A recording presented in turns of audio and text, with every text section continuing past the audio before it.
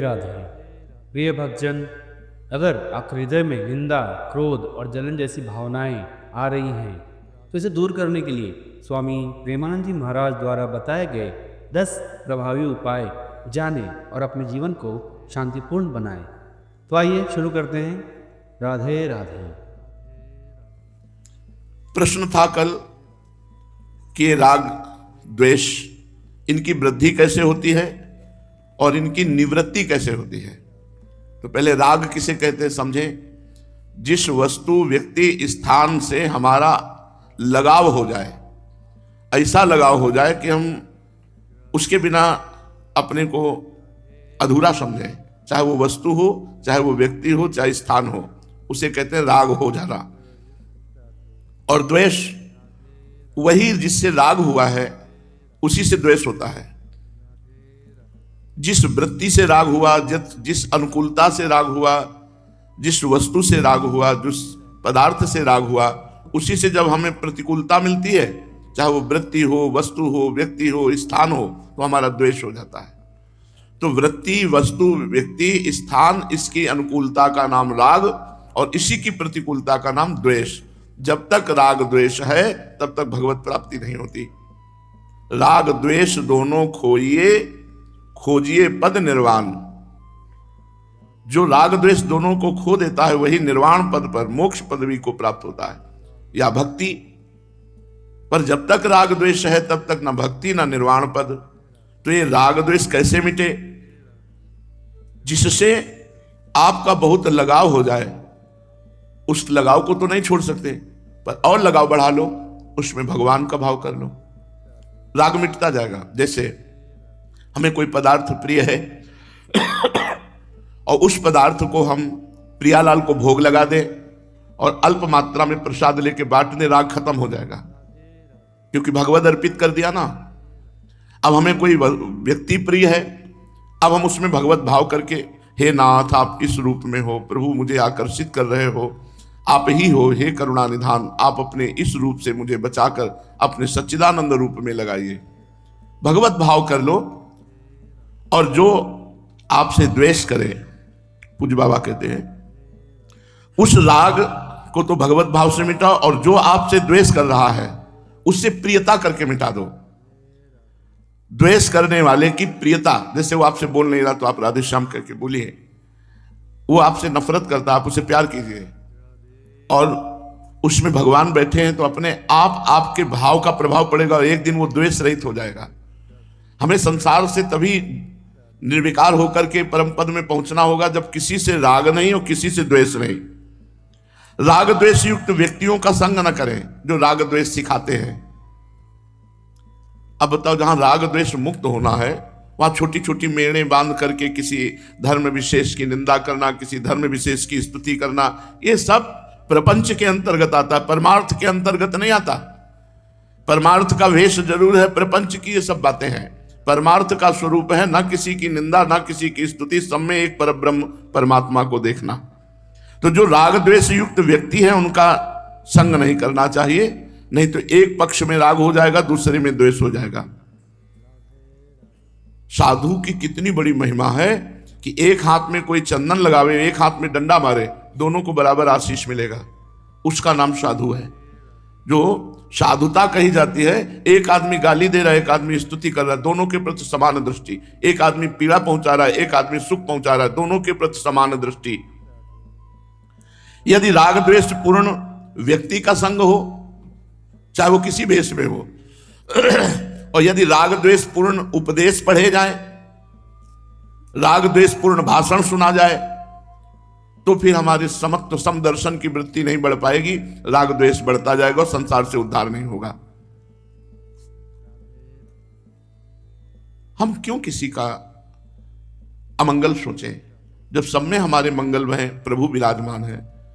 उमा दे राम चरण रत, विगत काम मद क्रोध, निज प्रभु में देखें जगत, केसन करें विरोध, किससे विरोध करूं, सब में वो विराजमान है। मेरा प्रीतम जिसकी मैं आराधना कर रहा हूं, एक रूप में मैं आरती पूजा करूं, दूसरे रूप में उनको दुख पहुंचाऊं, तो मेरे प्रभु की प्राप्ति कैसे होगी?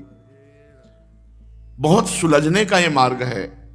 वो अध्यात्मवादी नहीं है जो किसी एक पक्ष का समर्थन और दूसरे पक्ष की निंदा करते हैं। अभी वो व्यवहार में है। हम धार्मिक व्यवहार मान सकते हैं लेकिन परमार्थ नहीं मान सकते। शुद्ध परमार्थ का स्वरूप है विद्या विनय संपन्ने ब्राह्मणे गविहस्तनी सुनी चयु सुपाके चा पंडिता समदर्शिना। सब जगह एक ही परमात्मा विराजमान है, न किसी से राग न किसी से द्वेष। जो राग द्वेष व्यक्ति का भाषण सुनता है, राग द्वेष व्यक्ति का लेखन पढ़ता है, राग द्वेष युक्त व्यक्तियों का संग करता है, उनका राग द्वेष बढ़ता है। आप किसी भी परमार्थ शब्द जहां लिखा हो उसको पढ़ लेना। परमार्थ में है उपनिषद, श्रीमद् भगवत गीता जी, श्रीमद् भागवत और एकादश स्कंद भागवत में तो परमार्थ निरूपण एक अध्याय है, आप पढ़ के देख लेना। सबसे पहला चैप्टर है किसी की भी निंदा और ना किसी की स्तुति, क्योंकि सब में एक परमात्मा विराजमान है। यह परमार्थ निरूपण यहीं से शुरू होता है। तो उपासक को चाहिए कि ऐसे लोगों के प्रवचन से बचे जो एक पक्ष की बड़ाई करते हो दूसरे की निंदा करते हो। यहां दूसरा कोई नहीं है। कल आप सुन रहे थे कि सनातन परमात्मा ही अपने स्वरूप से विराजमान है, सनातन परमात्मा का ही सब अंश है, इसलिए सब सनातनी है। कोई सनातन से विलग्न अपने को माने तो मानता रहे, लेकिन सबका पिता सनातन ही है, सब सनातन से ही प्रकट हुए हैं, सब सनातन ब्रह्म स्वरूप ही हैं। ऐसा विचार करने से राग द्वेष नष्ट हो जाता है। जो विचारवान उपासक है वो इन बातों का चिंतन करे, उसका राग द्वेष नष्ट हो जाएगा। परमात्मा प्राप्ति के लिए राग द्वेष रहित होना अत्यंत आवश्यक है। पहला, जो व्यक्ति अपने प्रति राग या द्वेष रखता हो उससे उदासीन हो जाओ। तुम्हें बहुत प्यार करता हो तो उदासीन हो जाओ, या बहुत द्वेष करता हो तो उदासीन। उदासीन कोई मतलब नहीं। उदासीनता इसे कहते हैं जैसे हम रास्ते में जा रहे हैं और कोई गाली बक रहा है, हम ही को दे रहा है गाली, तो हम उसी मस्ती से चले जाएं जिस मस्ती से जब कोई कुछ नहीं कह रहा था हम निकल रहे थे, वही हमारी मस्ती सुरक्षित होनी चाहिए। ऐसे ही कोई हमें बहुत प्यार कर रहा है, हमारी बड़ाई कर रहा है, कोई मन में खुशी नहीं होनी चाहिए। जैसे कोई निंदा करे तो हमें कोई दुख नहीं, ऐसे कोई प्रशंसा करे तो हमें कोई सुख नहीं, ऐसे कोई हमें प्यार करे तो कोई सुख नहीं, हमें नफरत से देखे तो कोई दुख नहीं। ये परमार्थ के पथिक की स्थिति है, ये धारण करनी होगी। कोई बहुत प्यार कर रहा है तो उसका स्वभाव है, कोई बहुत नफरत कर रहा है उसका स्वभाव है, कोई स्तुति कर रहा है उसका दिमाग है, कोई निंदा कर रहा है उसका दिमाग है। उसने अपने अपने दिमाग से दोनों कर रहे हैं। हमको अपने दिमाग से रहना है, हमको देखना है स्तुति करने वाले में भी भगवान, निंदा करने वाले में भी भगवान, न राग न द्वेष। दूसरी बात, यदि हम सच्चे संतों का संग करेंगे, विरक्तों का संग करेंगे, तो हृदय में राग द्वेष टिक ही नहीं पाएगा, क्योंकि राग द्वेष की सत्ता नहीं। हम ये जाति पक्ष लेकर, धर्म पक्ष लेकर, ये जो बड़े बड़े सब बवंडर है, ये शुद्ध परमार्थ से हमको विलग कर देते हैं। इसलिए भाई जी महाराज ने कहा बड़ी बड़ी समिति और सभाओं में नहीं जाना चाहिए।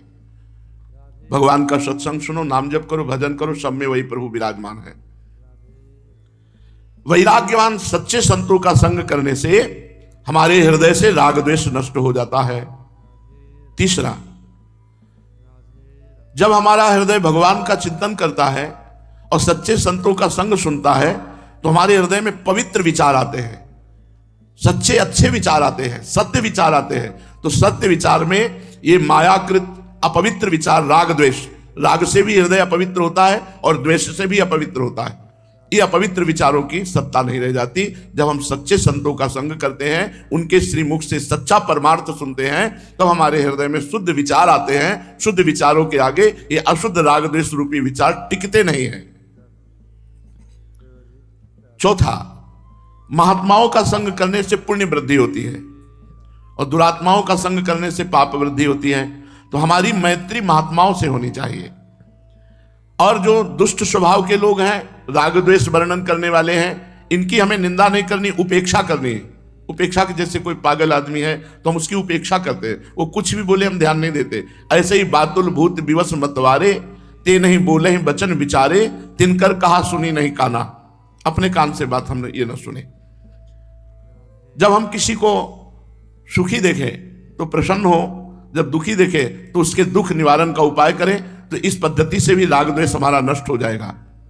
पांचवा, रोज हम एक बार ये प्रार्थना करें भगवान से कि हमारे भजन का फल हो, सर्वे भवन्तु सुखिनः सर्वे सन्तु निरामयः सर्वे भद्राणि पश्यन्तु मा कश्चित् दुख भाग भवेत्। सब लोग सुखी हों, सब निरोग हों, सबका हम जब दर्शन करें तो सब प्रसन्न दिखाई दे, किसी को किंचिन मात्र कभी दुख ना हो। सर्वे में सब आ गए, सर्वे भवन्तु सुखिनः, हमारे भजन का क्या फल मिले, सब सुखी हो जाए, सबको हमारे भजन का फल मिले। सर्वे भवन्तु सुखिनः सर्वे सन्तु निरामयः सर्वे भद्राणि पश्यन्तु मां कश्चित् दुख भाग भवेत्। सबका मंगल हो, जब मैं देखूं सब प्रसन्न स्वस्थ दिखाई दे, किसी को किंचिन मात्र दुख ना हो, ये मेरे भजन का फल हो, तो राग द्वेष नहीं होगा, क्योंकि हम सबको दे रहे हैं। सर्वे भवन्तु सुखिनः। छठवां, राग द्वेष युक्त जब बात सुनो किसी के मुख से तो उसका संग छोड़ दो, क्योंकि निश्चित राग द्वेष हो ही जाएगा, निश्चित हो जाएगा। जब हम किसी के प्रति किसी के मुख से सुनते हैं तो हमारी श्रद्धा है कि भगवान है, और जब हम सुनते हैं किसी को तो अरे, तो फर्क पड़ जाता है। वो शब्द जाता है, अपना प्रभाव दिखाता है, हमारा हृदय गंदा होता है, हम वहां संत भाव भगवंत भाव न करके वहां फिर दोष दर्शन करने लगते हैं। इसलिए पूज्य बाबा कह रहे हैं, जो राग द्वेष का वर्णन करते हैं ऐसे संग से बचो, ऐसे मित्र से बचो। मित्र नहीं, वो शत्रु है माया के द्वारा भेजा हुआ, जो हमारा राग या द्वेष पुष्ट करता है। सातवां, मेरा लक्ष्य है राग द्वेष मिटाना, ऐसा दृढ़ नियम ले लेना, ना किसी से राग ना किसी से द्वेष। आठवां, ऐसे राग द्वेष युक्त पुरुषों से वस्तुएं ना ली जाएं, व्यवहार ना बनाया जाए। जो आप में राग करता हो उससे नहीं, और जो आप में द्वेष करता हो उससे नहीं। उदासीन से ले लो, जो उपेक्षा पूर्वक दे ले लो, बहुत बढ़िया लाभ मिलेगा उससे। जो राग पूर्वक या द्वेष पूर्वक, दोनों से नहीं। उपासक को चाहिए कि लेन देन खान पान राग द्वेष पूर्वक नहीं होना चाहिए, नहीं तुम्हारा राग उससे हो जाएगा। नवा, ये ब्रह्म सूत्र स्मरण करता रहे, असंगोहम पुरुषः, असंगोहम पुरुषः, मैं असंग हूं, मैं किसी का साथी नहीं, कोई मेरा साथी नहीं। कबीरा खड़ा बाजार में सबसे पूछे खैर, ना काहू से दोस्ती और ना काहू से बैर। ये न राग न द्वेष, कबीरा खड़ा बाजार में सबसे पूछे खैर, ना काहू से दोस्ती ना काहू से बैर। दसवां, ये असंगोहम पुरुषा बहुत बढ़िया सूत्र है, 2-4 बार तो याद ही कर लेना चाहिए। असंगोहम पुरुषा, इसका सीधा अर्थ है, दुनिया में लाखों का मेला जुड़ा, हंसा जब जब उड़ा तो अकेला उड़ा। असंगोहम पुरुषा, ये बहुत ही अमृतमय शब्द है। असंगोहम पुरुषा, मैं असंग हूं, मेरा कोई नहीं, और कोई है ही नहीं तो मेरा कोई क्या, कोई है ही नहीं। असंगोहम पुरुषा, ये कई बार साधकों से कहते हैं ये सूत्र समझ लो, असंगोहम पुरुषा, बड़ा अमृतमय है। हंसा जब जब उड़ा तो अकेला उड़ा, कोई साथी नहीं। इसलिए उस दिन की बात याद करो जिस दिन तुम्हारे साथ कोई नहीं जाने वाला है, कोई ऐश्वर्य नहीं जाने वाला, कोई वैभव नहीं जाने वाला, कोई मित्र नहीं जाने वाला। उस समय असंगोहम केवल आप होगे, और जो जो आपने कर्म किए वही आपको बार बार पीड़ित करेंगे। इसी जन्म में कर्मों को भस्म कर दो भगवान के भजन से, और भगवान के धाम की यात्रा करो। 10वां, हृदय का एक एक कोना नाम जप से भर दो, ठसाठस भर दो। कोई भी हृदय का कोना ऐसा ना बचे जिसमें नाम, ये लौकिक धन किसी काम का नहीं, यहां का यही रह जाएगा, तुम्हारे साथ कुछ नहीं जाएगा। असंगोहम, न वस्तु न व्यक्ति न स्थान न मित्रता न दुश्मनी, कुछ नहीं। किया हुआ कर्म, उसी कर्म को यहां भजन से भस्म कर दो तो मुक्त हो गए, भगवान के धाम में जाने का अवसर मिल जाए। एक एक हृदय का कोना नाम रूपी धन से भर दो, राधा राधा राधा राधा राधा। राग द्वेष की निवृत्ति हुए बिना ना भगवान की प्राप्ति होती है, ना ब्रह्मबोध होता है। ब्रह्मबोध या भगवत प्राप्ति नाम जप करो, दोनों हो जाएंगे, राग द्वेष सब छूट जाएगा। खूब नाम जब हृदय सरस होता है तो राग द्वेष की गुंजाइश नहीं रहती। राग द्वेष होता है प्रायः क्रिया पर दृष्टि रखने वाले के। साधक वही जो कारण पर दृष्टि रखता है। कारण श्री हरिवंश बनम, तुम्हारे प्रति अनुकूल क्रिया हुई तो राग हो जाएगा, प्रतिकूल क्रिया हुई तो दोष हो जाएगा। और अगर कारण पर दृष्टि है, क्रिया पर दृष्टि नहीं है कि कारण तो परमात्मा है इसका, तो आपका राग द्वेष नहीं होगा, समदर्शन आ जाएगा। राधे राधे। स्वामी प्रेमानंद जी महाराज के बताए इन 10 प्रभावी उपायों को अपनाकर अपने मन को शुद्ध करें और जीवन में शांति और सकारात्मकता लाएं। यदि आपको ये वीडियो उपयोगी लगा हो तो इसे लाइक करें, अपने प्रियजनों के साथ शेयर करें और ऐसे ही प्रेरणादायक विचारों के लिए हमारे चैनल को सब्सक्राइब करना ना भूलें।